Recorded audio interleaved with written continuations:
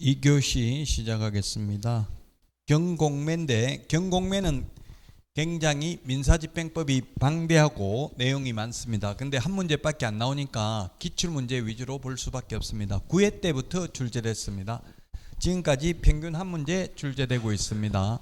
경매라는 것은 경쟁매매고요. 다수의 매수 희망자에게 매수 청약을 하게 하고 그 중에서 가장 높은 가격으로 매수 청약을 한 자에게 매도 승낙을 함으로써 이루어지는 매매계약 형식입니다. 임의경매, 강제경매 중에서는 임의경매가 돈 받기 쉽죠.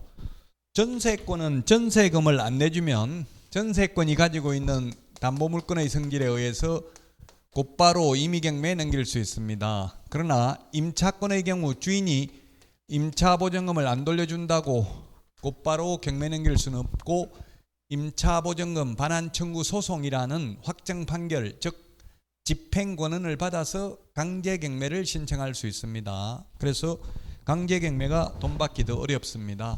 강제력을 행사하는 것은 국가 공권력만이 가능하고 자력구제는 우리나라에 인정되지 않고 있습니다.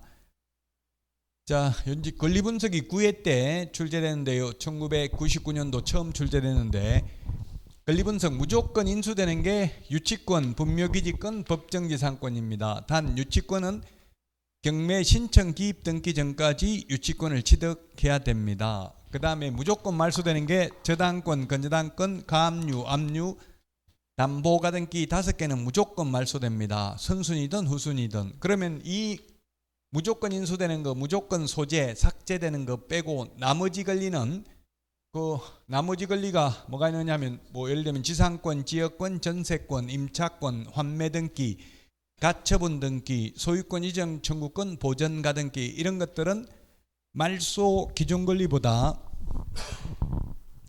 선순위면 인수되고 말소 기준 권리보다 후순위면 말소됩니다. 다만 말소 기준 권리보다 앞선 최선순위 전세권이라도 배당 요구하면 말소됩니다. 그 다음에 유치권자는 경락인에게 피담보채권의 변제가 있을 때까지 인도를 거절할 수 있을 뿐이고 피담보채권 변제를 청구할 수는 없다. 그래서 유치권은 우선 변제권은 없습니다. 경매 신청권은 있지만 다만 강력한 우선 변제적 효력은 있죠. 돈 다 내줄 때까지 안 나가고 버틸 수는 있으니까 이 권리분석이 시험에 잘 출제됩니다. 자, 그 다음에 경매 절차입니다. 채권자가 경매를 신청하는데 그 비용을 경매 집행비용을 미리 예납해야 되고요. 지방법원에 경매 신청합니다. 그러면 법원에서 경매 개시 결정을 하고 경매 개시 결정을 하면 압류의 효력이 생기고 경매를 취하하면 압류의 효력이 소멸합니다. 배당 요구의 종기, 마지막 기일을 정하는데 첫 매각기일 이전의 날로 정해야 되고요. 당년 배당 채권자는 건저당권자, 저당권자, 전세권자 이렇게 등기부를 통해서 채권 금액을 확인할 수 있는 것, 등기된 임차권자 배당 요구 안 해도 배당받습니다. 그러나 최우선 면제, 우선 면제, 판결문 가지고 있으면 배당 요구해야 됩니다. 배당 요구의 종기가 지난 뒤에는 배당 요구를 철회할 수 없습니다. 종기 지나기 전에는 철회할 수 있겠죠. 자, 매각 준비인데 법원에서 현황 조사를 집행관으로 하여금 하게 하고요. 감정평가사로 하여금 평가를 하게 해서 최저 매각 가격이라는 걸 정합니다. 완전 자유 경쟁 매매가 아니라 제한 경쟁 매매입니다. 1억부터 시작한다, 2억부터 시작한다 이렇게 최저 매각 가격을 정하게 되고요. 그 다음에 최고를 해주는데 최고라는 거는 독촉 이런 말도 되는데 예를 들면 세무서에 교부 청구, 세금 받을 거 있으면 청구하라고 최고를 해주고요. 그 다음에 매각 공고인데 매각기일로부터 2주 전에 매각 공고를 해야 됩니다. 공고 나오고 나서 바로 내일 매각을 하면 준비할 수가 없겠죠. 그 다음에 매각 결정기일은 매각기일로부터 1주 이내로 정합니다. 자, 매각기일날 매각 방식, 우리가 입찰 대리를 하려면 이 매각기일날 가서 대리하면 됩니다. 매각 방식이 2가지다 X로 출제됐습니다. 3가지입니다. 기일 입찰, 기간 입찰, 호가 경매제도 3가지가 되겠습니다. 99%는 지금 기일 입찰을 하고 있습니다. 기일입찰하고 호가경매 차이점. 기일입찰은 입찰표를 문서로 써내고 호가경매는 입으로 불러가면서 가격을 높여가는 방식입니다. 호, 불을 호자, 가격 가자.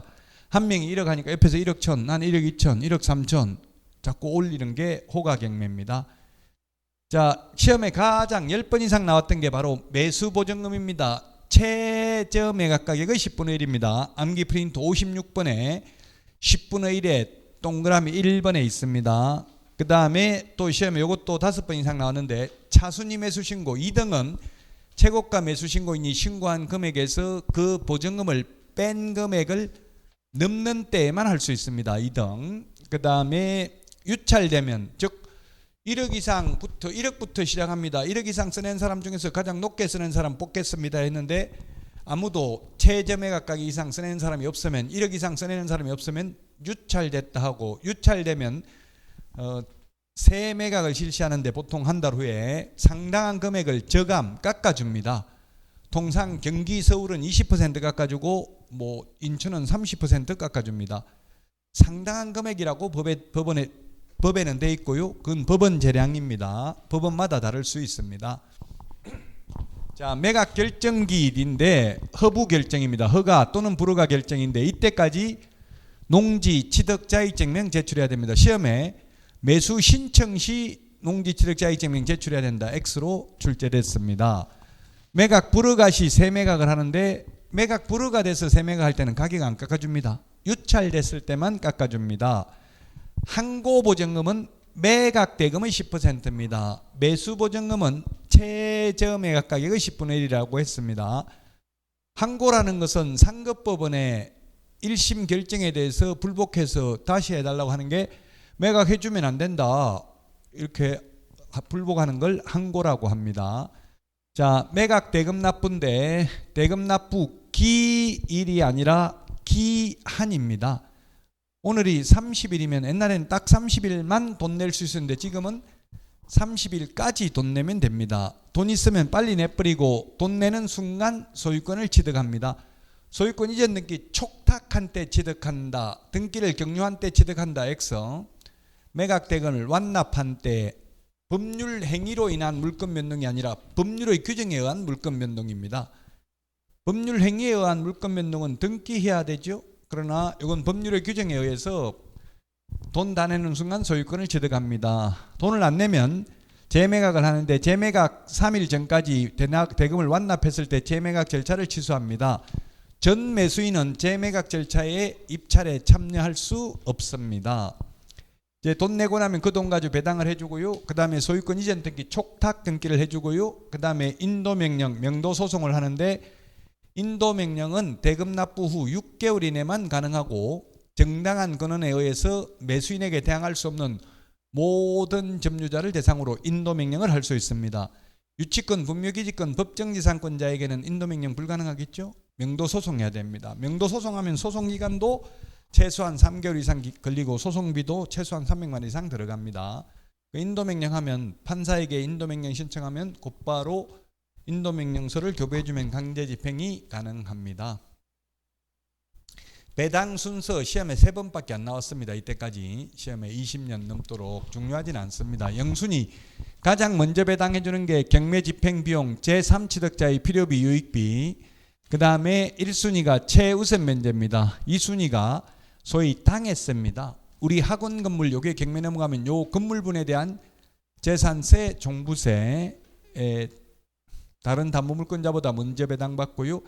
그 다음에 담보물권, 확정일자, 임차권, 법정기일이 앞선 조세채권 요 3개는 즉 확정일자, 임차권, 조세채권 요거는 물권이 아닌데도 물권하고 똑같이 순서에 따라 배당해 줍니다. 순서가 앞서 있으면 먼저 배당받습니다. 자, 그래도 남는 돈이 있으면 일반 임금채권, 그래도 남는 돈이 있으면 조세채권, 그래도 남는 거 있으면 각종 공과금, 그래도 남는 게 있으면 일반 채권입니다. 시험에 자주 나오지는 않았다 했습니다. 1기 2회 입찰제가 도입됐고요. 기간 입찰제, 호가 경매제도가 부과됐고요. 5번이 가장 시험에 많이 나왔습니다. 10번 넘게. 매수보증금은 최저 매각 가격의 10분의 1이라고 했고요. 항고보증금 매각 대금의 10분의 1. 대금 지급 기일이 아니라 기한제. 그 다음에 배당 요구의 종기가 첫 매각길 이전의 날로 앞당겨졌다. 인도 명령의 범위가 옛날에는 채무자 소유자만 가능했는데 지금은 정당한 권한에 의해서 매수인에게 대항할 수 없는 모든 점유자를 대상으로 인도 명령을 신청할 수 있다. 195페이지.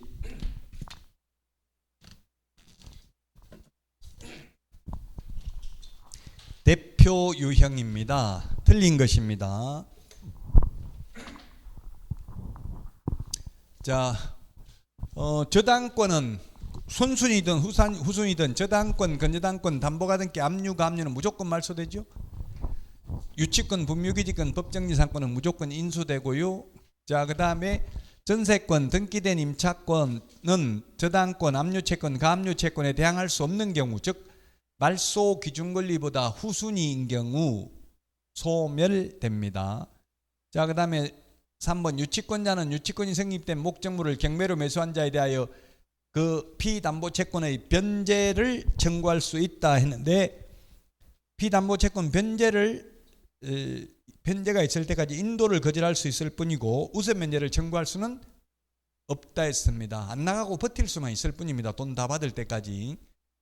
그래서 3번이 틀린 정답이 되겠습니다. 3번이 정답이고요. 최선순위 말소기준 권리보다 앞서 있는 전세권이라 하더라도 배당 요구하면 말소된다 했죠. 최선순위 임차권은 배당 요구하더라도 전액을 다 배당받을 때까지는 인수됩니다.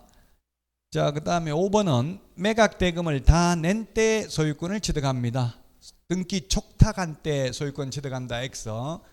매각대금을 다 낸 때 법률의 규정에 의해서 물권 변동 효력이 생긴다. 자, 그 다음에 195페이지 1번입니다. 옳은 것은 이게 시험에 가장 많이 나왔다고 했죠. 매수보증금은 매수가격, 응찰가, 입찰가 자기가 써낸 금액이 아니라 최저 매각가격의 10분의 1이고요. 자, 그 다음에 대금 지급 기일이 아니라 기한까지 대금을 지급해야 됩니다.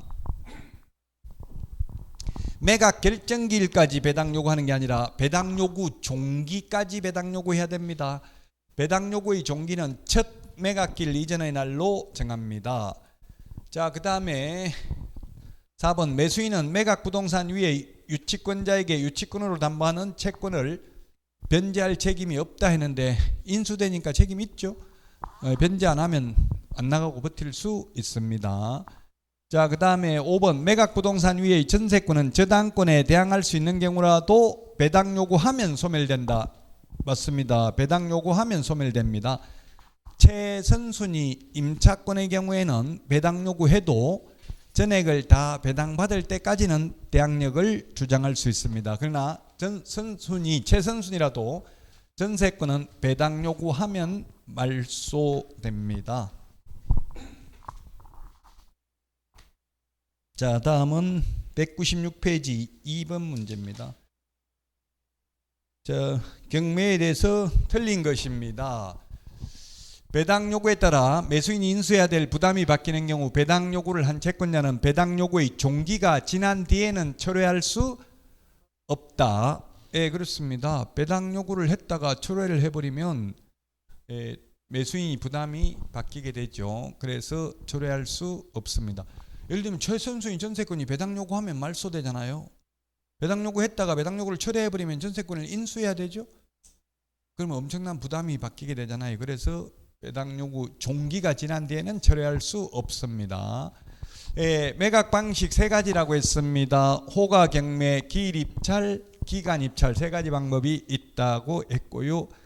자, 그 다음에 미등기 건물도 강제 경매 신청할 수 있다라고 했습니다.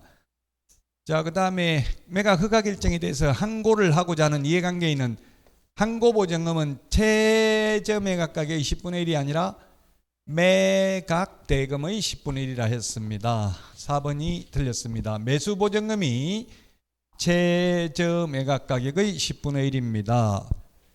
5번 매수신고가 있은 뒤 경매 신청을 취하하는 경우에 최고가 매수신고인 또는 매수인과 차순위 매수신고인의 동의를 받아야 그 효력이 생깁니다. 맞습니다.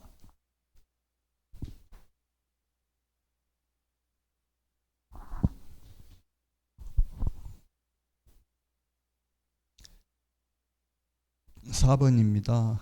196페이지. 틀린 것은 했는데 집행관은 법원의 허가를 얻어서 법원 외의 장소에서 매각기를 진행할 수도 있고요. 그 다음에 2번 부동산의 매각은 집행법원이 정한 매각 방법에 따르며 두 가지가 아니라 길 입찰, 기간 입찰, 또 하나 더 뭐 있다고 했어요?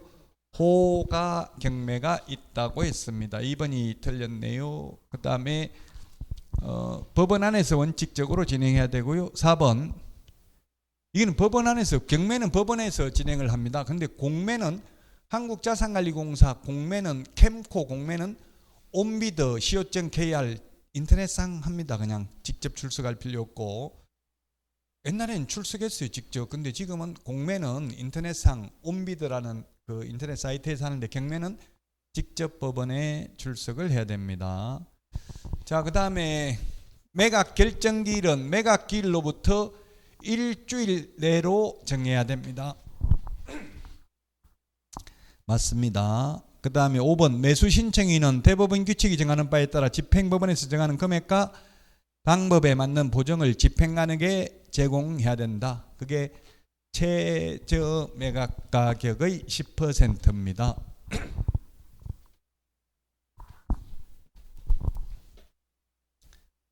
자, 다음은 197페이지 6번입니다.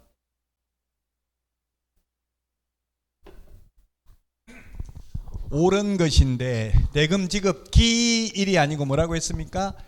기한이라고 했습니다.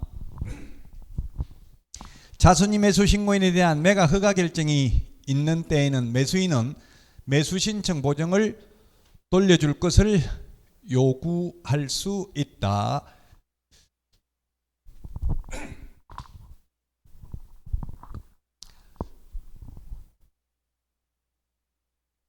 네,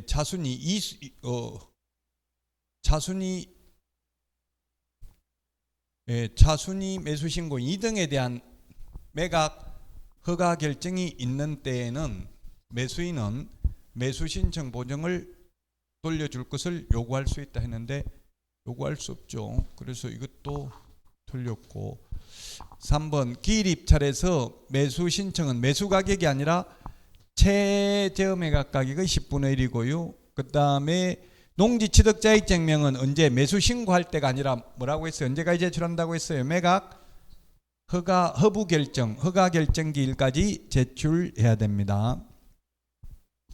5번 재매각을 실시하는 경우 전의 매수인은 매수 신청을 할 수 없으며 매수 신청 보증을 돌려줄 것을 요구하지 못한다. 5번이 정답입니다.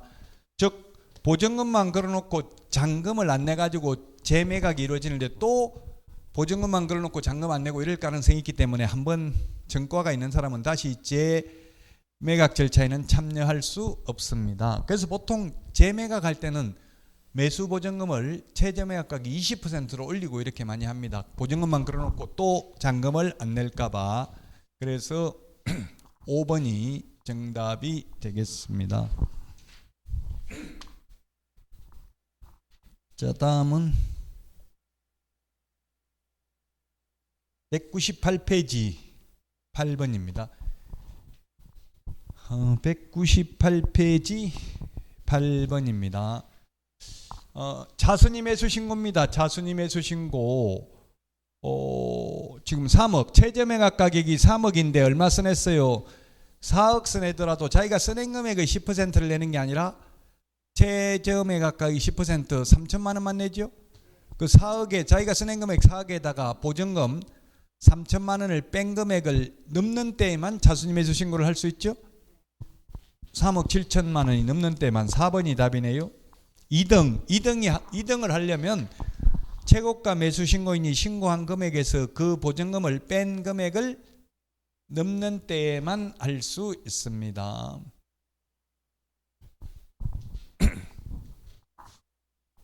4번이 정답이 되겠고요. 다음은 10번입니다. 10번 틀린 것을 했는데 담보가등기는 무조건 소멸하는데 보전가등기의 경우에는 최선순위인 경우에는 매각으로 소멸하지 않습니다. 인수됩니다. 보전가등기의 경우에는 저당권, 건저당권, 담보가 등기, 압류가 무조건 말소된다 했죠. 무조건 인수되는 게 유치권, 분묘기지권, 법정지상권. 그거 빼고 나머지는 말소 규정권리보다 선순위면 인수, 후순위면 말소됩니다. 1번이 정답이고요. 2번 저당권은 무조건 소멸합니다. 건저당권 다 마찬가지죠. 등기된 임차권은 저당권, 압류채권, 감류채권에 대항할 수 없는 경우에는 소멸하고 대항할 수 있는 경우는 인수됩니다.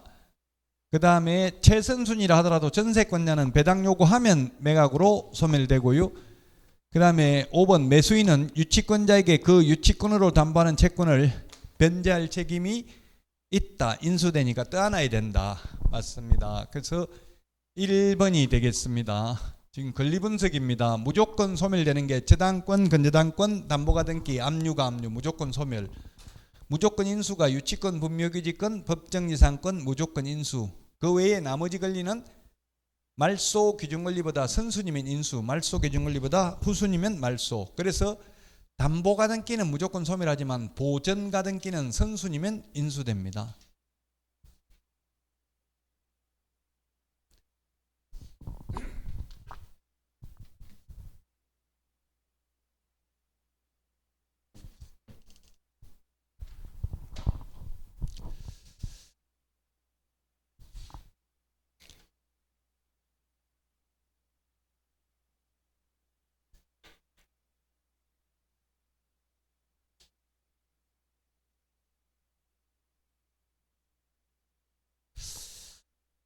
자, 다음은 매수 신청 대리인 등록 규칙인데, 자, 매수 신청 대리권의 범위가 7가지가 있는데요. 7가지. 매수 신청 보정은 최저 매각 가격의 10분의 1, 최저 매각 가격의 10분의 1이라고 했습니다. 요건 암기 프린터 34번에 있나요? 한번 볼까요? 암기 프린터 34번에 보면은 7가지가 있습니다. 그 7가지 외에 할 수 없는 게 뭐라고 했습니까? 소송 대리는 안 된다 했죠? 소송 대리는 변호사가 할 수 있습니다. 소송 대리, 명도 소송, 배당 이의 소송, 항고 소송, 기일 변경 신청 이런 거는 할 수 없습니다. 소송 대리만 못합니다. 원래 법률행위 대리를 업으로 하는 것은 변호사의 업무입니다. 근데 요 7가지는 할 수 있도록 허용했다. 그래서 보증금을 대신 내는 것 가능하고요. 대신 냈던 거 대신 돌려받는 것도 가능합니다. 그 다음에 입찰표 서류 쓰는 것 제출하는 것 가능합니다. 차순위 매수신고, 차순위 매수신고는 최고가 매수신고인이 신고한 금액에서 그 보증금을 뺀 금액을 넘는 때에만 할 수 있다 했습니다. 그 다음에 공유자 우선 매수신고, 임차인의 임대주택 우선 매수신고, 그 다음에 이렇게 우선 신고를 하면 예를 들면 공유자가 A, B, C가 있는데 만약에 이 C 지분이 경매 넘어왔으면 다른 공유자가 어떤 사람이 이걸 1억에 내가 살게 하고 매수 신청을 하면 가만히 있다가 이 두 사람이 내가 그 가격에 살게 이렇게 할 수 있다는 이야기입니다. 두 명이서 서로 살려고 하면 자기 지분에 비례해서 우선 매수를 할 수 있습니다. 이렇게 우선 매수를 하게 되면은 매수 신청인은 이 사람은 차순위 매수 신고인으로 보게 됩니다. 자동으로 2등으로 보게 됩니다. 1등이 공유자가 1등이 돼버리고요. 그러면 이 차순위 매수 신고인 지위를 포기해야만 보증금을 돌려받을 수 있다고요. 포기 안 하면 최고가 매수 신고인이 돈 다 낼 때까지 한 달 가까이 돈이 묶여 있고 안 돌려준다고요. 그래서 현실적으로는 2등 차순위 매수 신고를 할 실익은 거의 없죠. 재미가 없다고요. 돈만 묶여 있고 좋은 물건은 기회가 거의 안 돌아온다고요.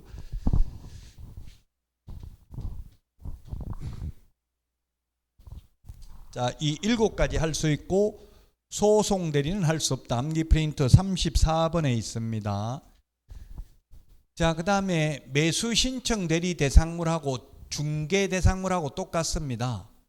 즉 임목 공장재단 광업재단도 매수 신청 대리 대상물이 됩니다. 그러나 임목 공장재단 광업재단은 부동산 거래 신고 대상물 아니고요. 토지거래 허가 대상 아니고 농지취득자익증명 대상 아니고 계약서 금인 대상도 아닙니다. 그러나 매수 신청 대리 대상물은 해당된다.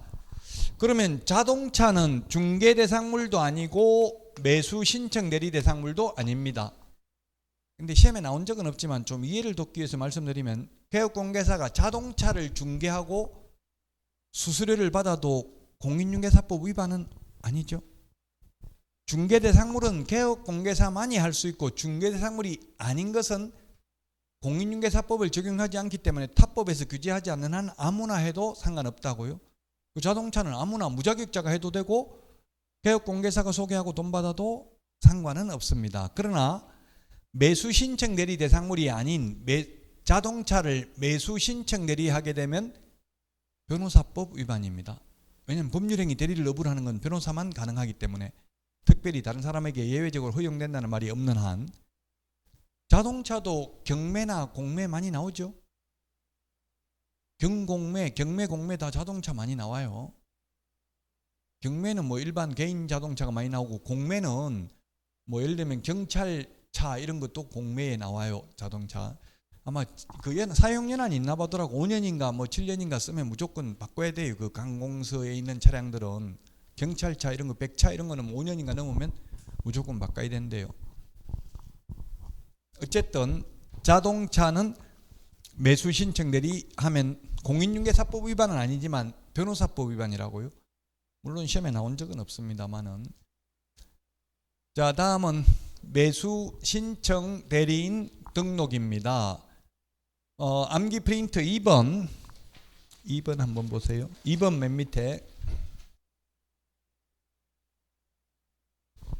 암기 프린트 2번 맨 밑에서 두 번째 별표에 보니까 등록 통지 7일, 매수 신청 대리인 등록은 14일이라고 적어놨죠.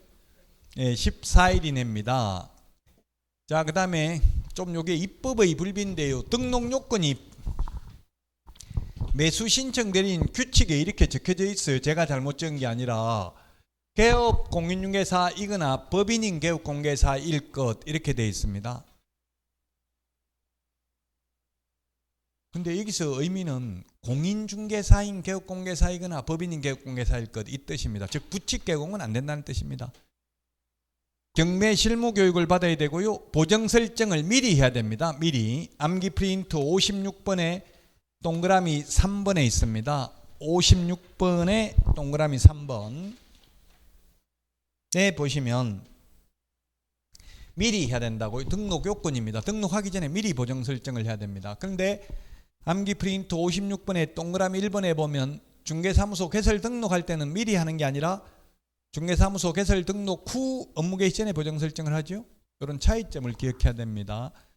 자, 그 다음에 서류가 6가지가 있는데 공인중개사 자격증 사본이 있어야 되니까 부칙개공은 안 되고요.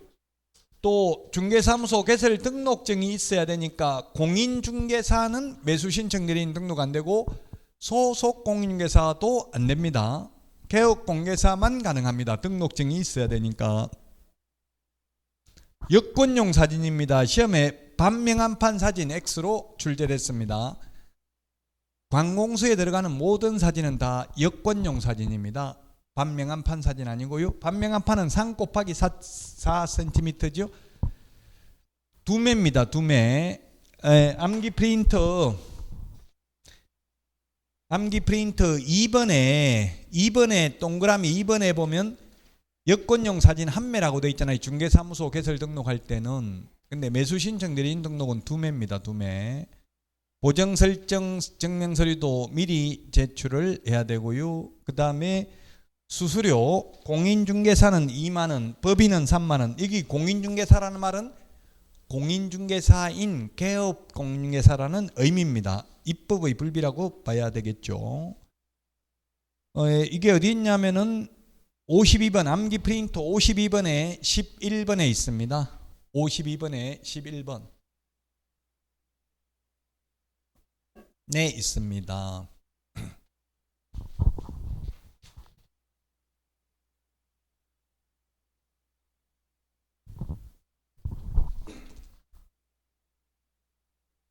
자, 그 다음에 결격 사유인데요.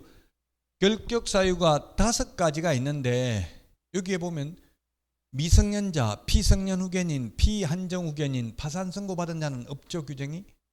그러면 미성년자, 피성년 후견인, 피한정 후견인, 파산 선고받은 사람은 매수신청 대리인 등록할 수 있다, 없다? 당연히 없습니다. 왜? 공인중개사인 개업공인중개사나 법인인 개업공인중개사가 매수신청 대리인 등록할 수 있다고 했잖아요. 개업공인중개사가 될 수 없는 사람은 당연히 매수신청 대리인 등록할 수 없습니다. 명문 규정은 없지만. 그래서 이 5가지는 암기 프린터 31번에 있는 12가지 외에 추가로 5가지가 더 해당된다라고 해석하시면 됩니다. 암기 프린터 31번에 보면 개업공개사 등이 될 수 없는 사유 12가지가 있잖아요. 거기에 5가지가 추가되는 것이다.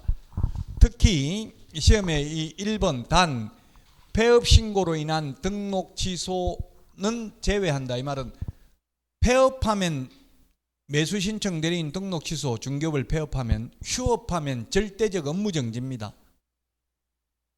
재지은 게 아니라 중개업을 폐업해서 매수신청 대리인 등록 취소됐으면 3년 안 지나도 다시 중개사무소 개설 등록을 했다면 또 매수신청 대리인 등록할 수도 있다는 뜻입니다. 이게 다만 예외 이게 시험에 나왔다고 26회 때도 나오고 그 뒤로 또 나왔습니다. 경매 관련 유죄 판결 받고 판결 확정일로부터 2년 미경과자, 업무정지 기간 중에 있는 자, 법인의 업무정지 사유 발생 당시입니다. 업무정지 처분 당시가 아니라 사원 또는 임원이었던 자. 5번 결격 사유에 해당하는 자가 사원 임원으로 있는 법인인 개업공개사는 결격 사유에 해당되는데 1번에 이 다만 요게 시험에 나왔다고요. 폐업으로 등록 취소된 경우도 3년 지나야 된다. X. 폐업으로 인해서 등록 취소되면 3년 안 지나도 된다.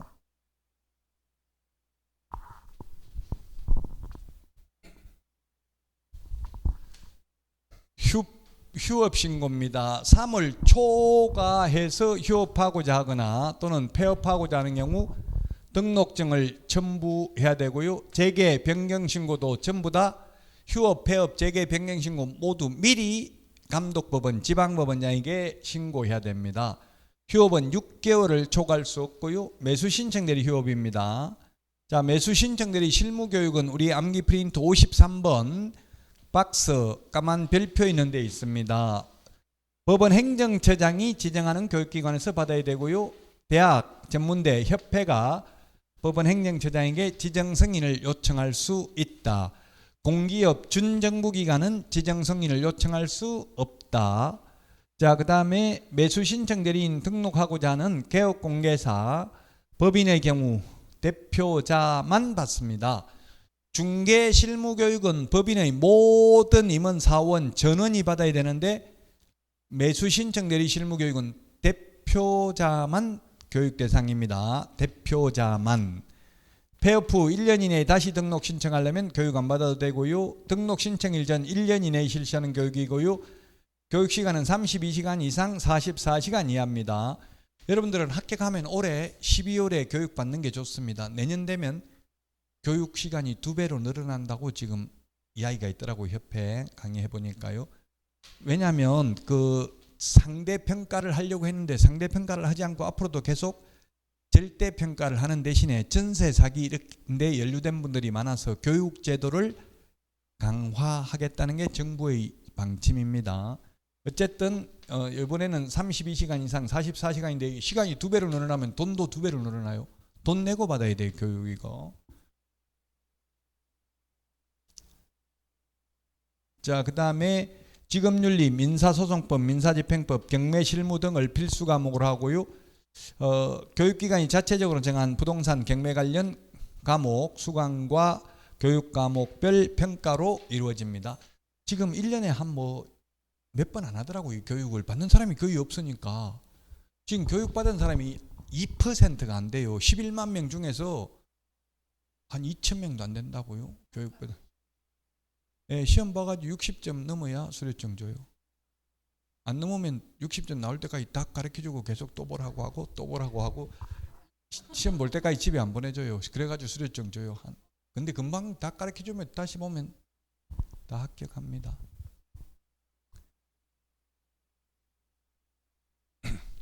그 지금 시험 공부할 때 다 알던 것도 시험 끝나고 나면 다 까먹어 버려요. 금방 교육받으면 하나도 기억 못 해요. 참 희한하더라고.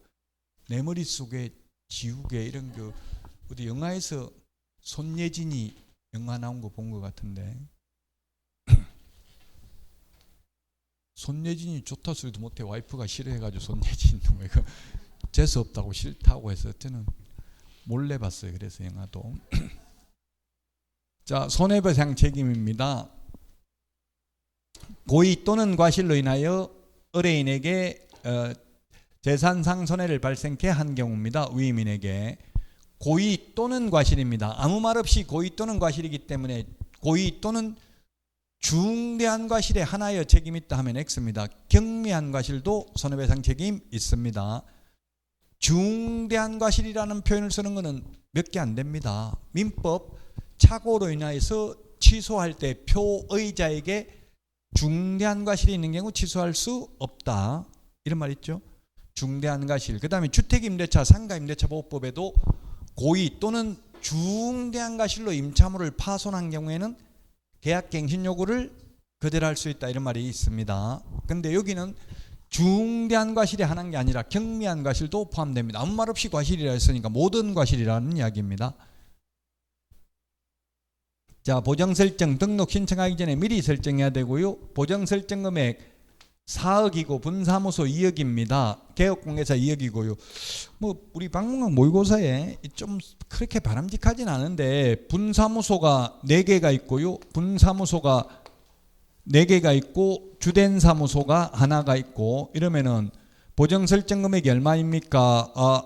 주된 사무소 4억. 그다음에 분사무소 2억씩이니까 8억.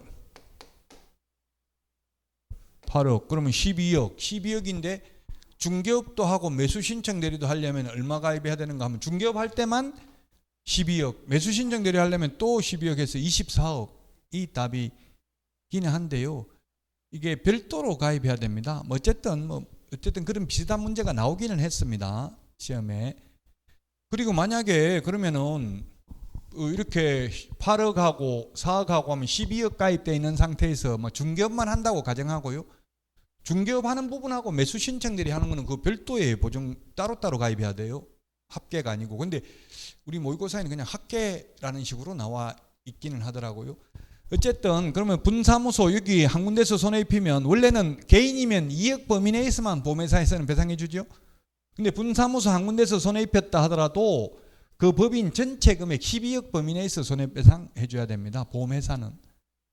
물론 손해 입힌 개업공개사는 전액을 다 해야 되죠. 시험에 그렇게 나올 확률이 높진 않은데 이렇게 나올 확률이. 어쨌든 분사무소는 2억 가입돼 있지만 자기가 가입한 것뿐만 아니라 본사 것까지 다 합해서 다른 분사무소 것까지 다 합해서 보험회사에서 배상을 해줘야 된다고요.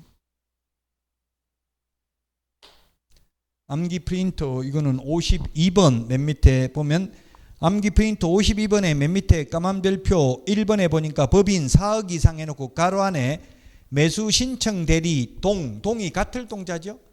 매수 신청 대리 할 때도 법인 4억, 개인 2억, 분사무소 2억 추가로 가입을 해야 된다 이 뜻이라고요.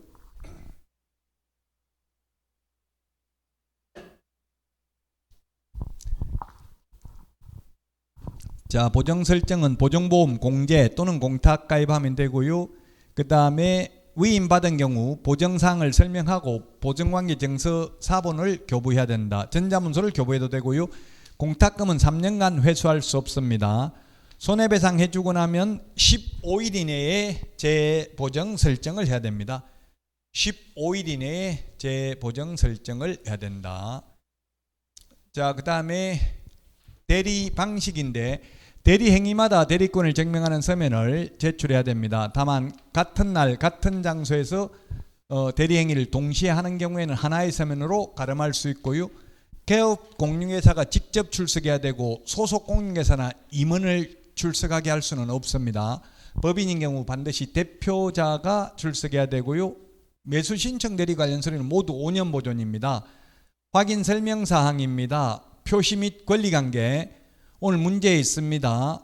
법령에 따른 제한사항, 경제적 가치, 소유권 취득시 부담 인수해야 될 권리 문제 있죠. 이거 암기 프린트는 34번에 있습니다. 위임계약 체결한 경우에 확인설명서 교부하고 5년 보존입니다. 5년. 중개대상물 확인설명서는 3년 보존이죠. 매수 신청 대리 대상물 확인설명서는 5년 보존입니다. 자, 그 다음에 매수 신청 대리 보수입니다. 매수인이 된 경우에는 감정가 1% 또는 최저매각 가격 1.5% 중에서 당사자 합의고요. 매수인이 되지 못한 경우 50만 원, 상담 및 권리분석 보수 50만 원. 이게 상담 및 권리분석 보수 50만 원 꽤 크잖아요. 상담해주고 50만 원 받는 게. 변호사들도 얼마 받? 변호사들도 뭐 사무장이 하면 뭐 10만 원 받고 뭐 5만 원 받고 이렇게 하는 것 같은데 어쨌든 50만 원 받을 수 있어요. 상담해주고도. 왜 그렇게 해놨겠어요? 상담만 해주고 50만 원 받는 거는. 왜냐하면 낙찰 입찰가를 뭐 1억 써도 되는데 2억 써도 되고 3억 써도 되고 그 개업공개사 자유죠. 무조건 낙찰 받아주는 경우만 돈 받을 수 있다고 하면 비싸게 써내가지고 1등 할 거 아니에요. 그러면 오히려 위임인이 손해볼 수 있겠죠. 상담 수수료도 줄 테니까 최대한 양심껏 써내라는 이야기잖아요. 상담 보수도 50만 원 받을 수 있습니다. 여러 물건을 함께 분석하는 경우 1부동산당 5만 원 범위 내에서 정액할 수 있고요. 실비는 30만 원 범위 내에서 받을 수 있고요. 원거리 출장비, 원거리 교통비 받을 수 있습니다. 근거리 교통비나 근거리 등기사항 증명서 비용은 실비로 못 받습니다. 보수에 대해서는 위임계약 체결 전에 설명해야 되고 사건 카드에 기록해야 되고요. 약정이 없으면 대금 지급 기한일입니다. 중개보수는 거래 대금 지급이 완료된 때입니다. 약정이 없으면. 중개보수 영수증은 교부하고 보존할 의무가 없는데 매수 신청 대리 보수 영수증은 교부는 해야 됩니다. 보존할 의무는 없습니다. 개업공개사의 의무입니다. 신의 성실로서 공정하게 매수 신청 대리 업무를 수행해야 되고요. 그 다음에 개업공개사는 비밀을 준수해야 되고 집행관의 조치에 따라야 되고요. 개시 의무가 있는데 개시해야 되는 게 중개업만 하려면 5개 등수, 사, 보, 자 5개 개시해야 되고요. 여기에 매수 신청 대리 하려면은 3개를 추가로 더 개시해야 됩니다. 사업자 등록증하고 자격증은 따로 있는 게 아니죠. 사업자 공인중개사 자격증은 하나밖에 없잖아요. 그러니까 따로 개시를 이미 중개업 할 때 이 5개가 게시되어 있으니까 매수 신청 대리 할 때는 3개만 추가로 더 게시하면 된다고요. 매수 신청 대리인 등록증, 매수 신청 대리 보수율표, 매수 신청 대리와 관련된 보정 설정 증명 서류 요것만 따로 게시하면 된다고요. 그러면 실질적으로는 8개가 게시되어 있어야 되겠죠. 이미 중개업 할 때 5개 게시되어 있어야 되잖아요. 중개업하고 반드시 같이 해야 되잖아요. 같이. 자, 그 다음에 법원 행정처장이 인정하는 경우를 제외하고는 법원의 명칭이나 휘장을 표시해서는 아니 되고요. 등록 취소됐을 때는 매수 신청 대리 업무에 관한 표시를 제거해야 되고 이게 시험에 나왔죠. 업무 정지되면 업무 정지됐다고 출입문에 표시해야 된다. 암기 프린트 20번.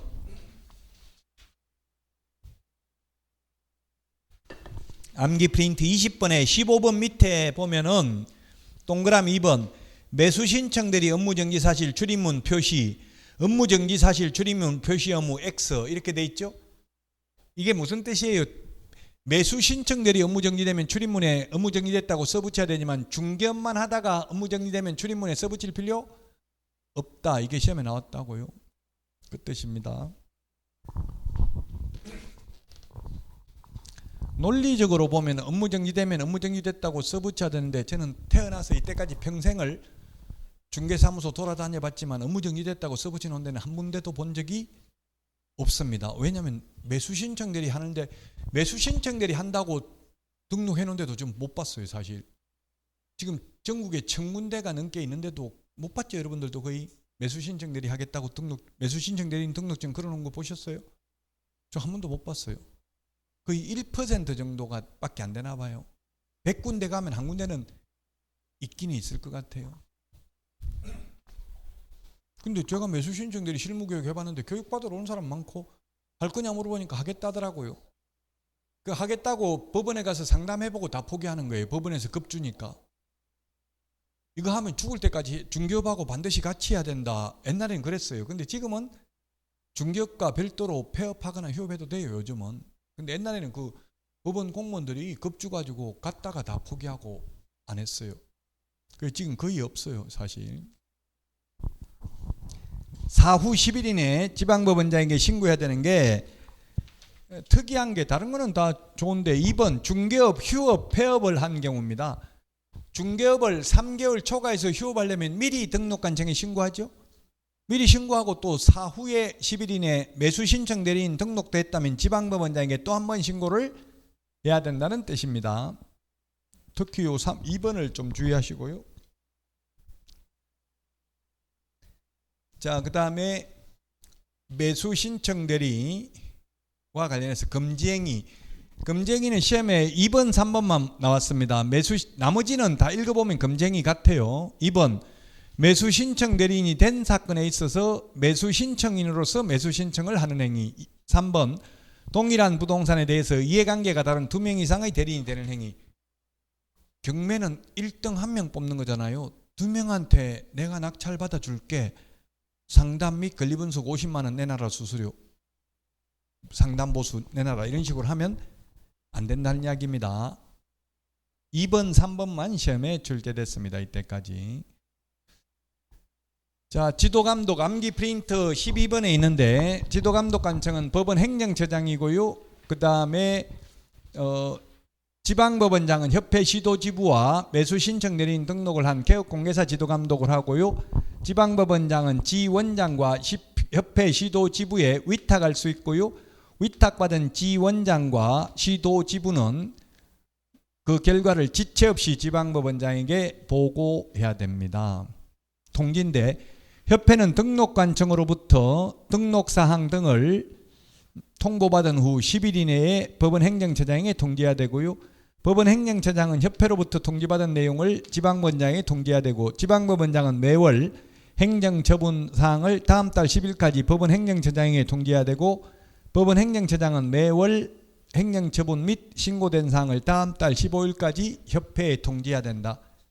여기에 대해서 시험에는 거의 안 나왔어요. 그래서 아마 이게 들어도 무슨 말인지 헷갈리는데요. 그냥 넘어가도록 하겠습니다. 어쨌든 우리 암기 프린트에는 10일, 거기 10일에 다 적어 놓기는 했습니다. 암기 프린트 40번에 지금 3번, 4번, 5번, 3번, 4번, 5번에 지금 여기 있는 내용이 있습니다. 3번, 4번, 5번에. 생소한 내용은 시험에 거의 안 나왔다고 보시면 됩니다. 절대적 등록 취소 다 암기하기는 어렵고요. 특히 요거 폐업하면 절대적 취소입니다. 휴업하면 절대적 업무정지입니다. 그것만 좀 기억하십시오. 임의적 취소 요거 7번입니다. 책 암기 프린터 44번 암기 프린터 44번 15번하고 12번입니다. 12번하고 15번인데요. 12번에 보면 이게 2회 이상 업무정지 받고 다시 업무정지에 해당되면 12번은 중개사무소 개설 등록의 경우 절대적 취소죠. 근데 15번에 임의적 취소되어 있잖아요. 매수 신청 내리는 임의적 취소에 똑같이 2+1인데도 임의적 취소 특이하니까 좀 기억하시고요. 그 다음에 절대적 업무정지 휴업 요거 하나만 기억하십시오. 휴업하면 절대적 업무정지입니다. 휴업하면 업무정지 기간은 1월 이상 2년 이하입니다. 중개사무소 업무정지는 6개월 이하죠. 매수신청 내리는 1월 이상 2년 이하. 암기 프린트 20번 맨 밑에 있습니다. 20번 맨 밑에. 암기 프린트 20번 맨 밑에 까만 별표 있죠. 시험에 출제됐습니다. 1월 이상 2년 이하입니다. 자, 우리 공인중개사법에서는 취소 세계는 청문합니다. 자격 취소, 등록 취소, 지정 취소. 그러나 매수 신청 대리는 등록 취소도 청문하는 게 아니라 모두 업무 정지도 모두 10일 이상 기간을 정하여 구술 또는 서면에 의한 의견 진술 기회만 부여하고 청문은 실시하지 않습니다.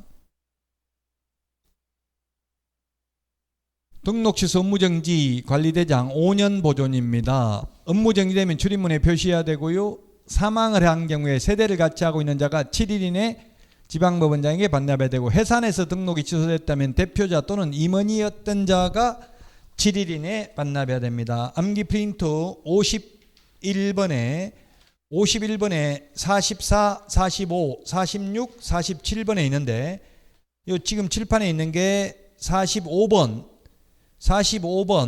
매수 신청 내린 등록증은 사망하면 7일 이내에 세대를 같이 하는 자가 반납해야 되고요. 47번 매수 신청 내린 등록증 법인 해산됐을 때 대표자 또는 임원이 어떤 자가 반납합니다. 그 46번에 보니까 중개사무소의 경우 해산되면 대표자이 어떤 자가 반납하죠. 그 다음에 44번에 중개사무소의 경우 사망한 경우에는 반납 규정이 없습니다. 매수 신청대리의 경우 세대를 같이 하는 자가 반납해야 됩니다. 자, 여기까지 하고 쉬었다가 문제 200페이지 문제 풀도록 하겠습니다.